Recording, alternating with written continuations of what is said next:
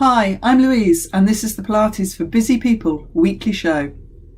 This week we welcome back Charlotte, following on from last week's show on what happens to your bodies when we sit for long periods.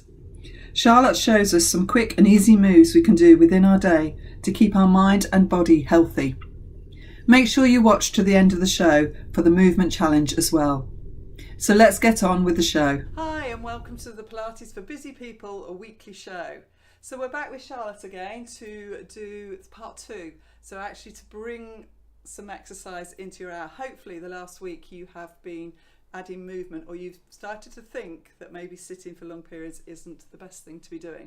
So Charlotte is just going to go through some little routines that we could use just by standing up in the hour or moving around. So just some good ideas. So I'm just going to take a step back, you'll probably hear me, and let Charlotte get on.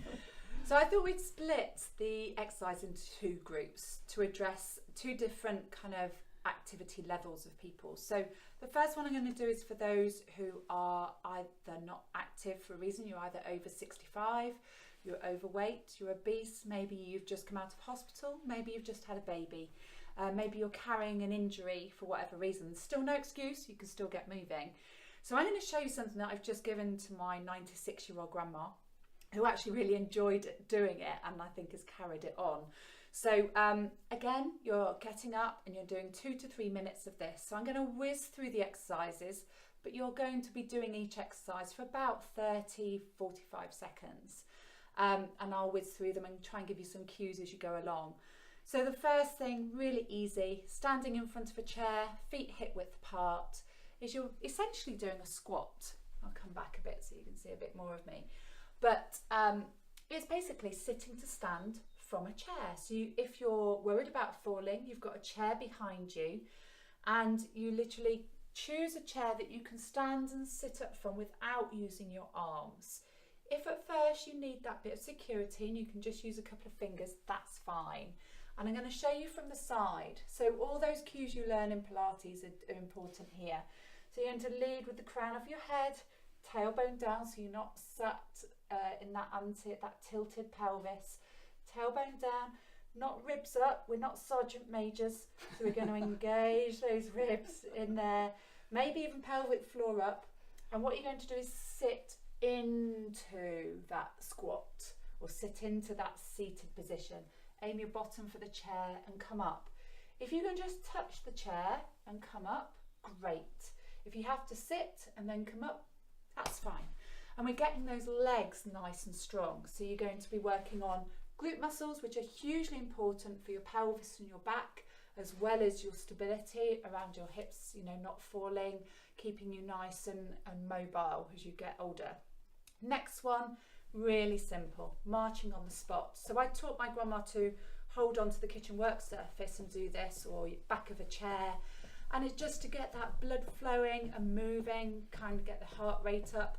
If you're slightly more able, let's get the arms going, march it out, high knees, and you can work as hard as you feel you can to get that heart rate going. Next, side stepping. Sounds really simple, but it's something that we don't train very often. But actually when you go out walking, shopping, something you do a lot of. And I get my marathon runners to do it too, because actually they spend more time going side to side than they think they do. And again, same cues, tailbone under, leading with the crown of the head, no flaring through. I got my grandma to hold on, so she was nice and secure, no worries about falling. But again, if you're a bit more able, why not get the arms going with it? So you're starting to get a bit of a double whammy, and you're getting the arms moving too. Arms next.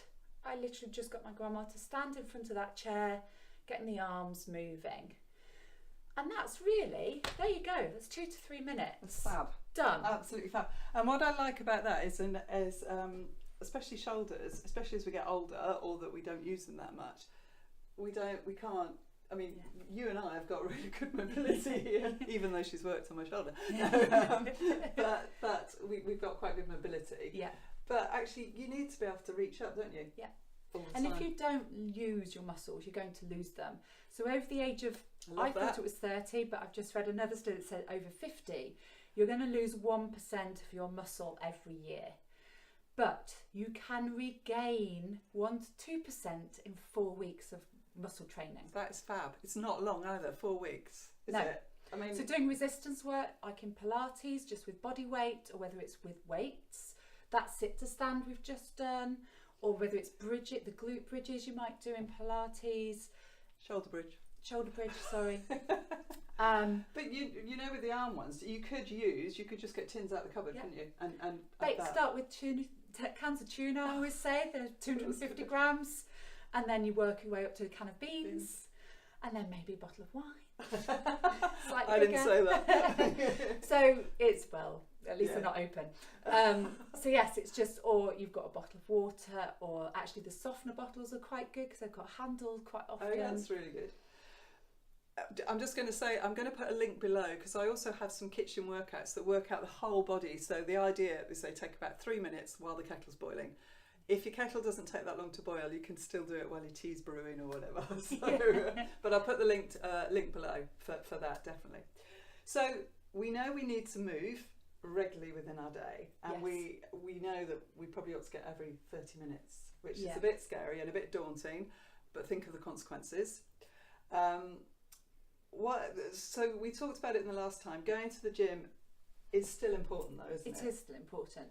So this this little snapshot of getting moving is just helping you negate the sitting. So if you have a desk job and you're there for 6-8 hours of a day, how do you stop the impact of that? And you stop it by doing these snack size exercises at whatever level of intensity you need. We like that as well, snacking exercises. Yeah. But you could, maybe on the hour, you do some standing. You have your meeting standing, you take a phone call standing, you do some reading standing. Maybe you can move your keyboard and your screen and you can write at the top, or you can have, maybe there's someone else in your office who would like to not be at higher risk of disease or depression or anxiety as well. So it's find it and you work with them regularly. Well, let's have a meeting standing up. Yeah. And the other way, but you still have to work on your cardiovascular strength. So your heart is a muscle. So you've still got to, so going to the gym, you've then got your body muscles that we talked about, your postural muscles, your lean muscle mass is really important to work on, whether that's with weights or what I feel Pilates works on a lot is that foundation stones of body. Yeah. So what supports your body structure, help you prevent back pain and knee pain and hip pain, neck pain, posture, but also the straight. It's like having a bridge without any supports, without having any legs to the bridge or any cables on a suspension bridge. That's what your skeleton is without muscle. Yeah.